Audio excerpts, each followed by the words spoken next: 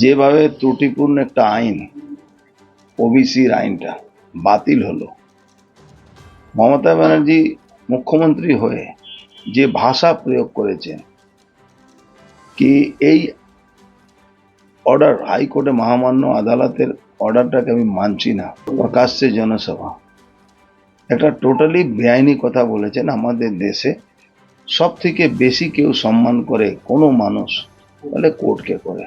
সেখানে উনি একটা ত্রুটিপূর্ণ আইন তৈরি করেছিলেন, সেই আইনটাকে কোর্টে মামলা হয়ে প্রায় 5 বছর 4 বছর কেস চলার পরে হাইকোর্ট রায় দেয়, সেটা আইনটা বাতিল হয়।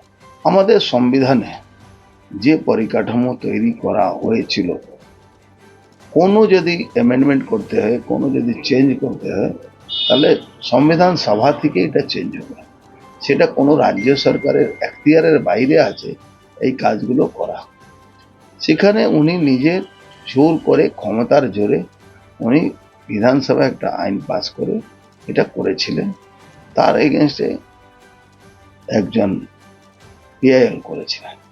এই পিআইএল হওয়ার পরে কোর্ট দীর্ঘ আইনি লড়াই করে কোর্ট সেটা বাতিল করেছে।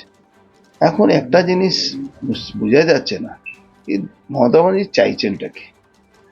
একদিকে উনি সিএএ আইনটাকে বাতিল করা বলছেন, যেটা সংবিধান সভা পাস করেছে, তারপরে আপনার রাষ্ট্রপতি মোহর লেগেছে, আইন ইমপ্লিমেন্ট হয়েছে, আইনসভা পাস করেছে, আইন ইমপ্লিমেন্ট হয়েছে। এবার তখন উনি প্রতিবাদ করছেন, বলছেন আমি করতে দেব না, আমি মানতে দেব না, আমি অমুক মানবো না, চার্সি মানব।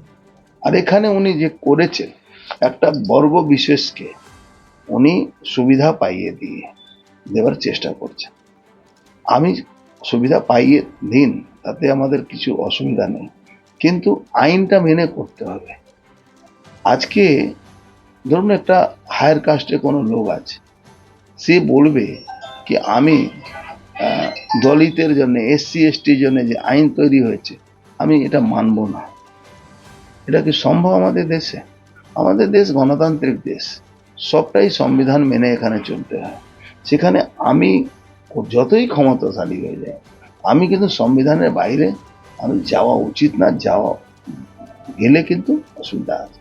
আমি বলবো আমরা স্বাগত জানাই কোর্টের, উনি বলছেন কোর্টের সুপ্রিম কোর্ট যাবেন, উনি যেখানে যান, কিন্তু উনি যে চ্যালেঞ্জ করেছেন কোর্টের ডিসিশনকে, আমি এটা মানব না, আপনি নাই মানতে পারেন, কিন্তু আপনি বলেছেন, মানে মাননীয় মুখ্যমন্ত্রী বলছেন এটা বিজেপির কথায় হয়েছে, বিজেপির আইন, এটা আমরা কন্ডেম করছি।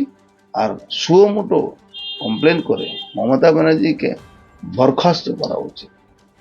মমতা ব্যানার্জিকে বরখাস্ত মুখ্যমন্ত্রী পদ থেকে। একজন মুখ্যমন্ত্রী এই কথাটা বলতে পারেন না।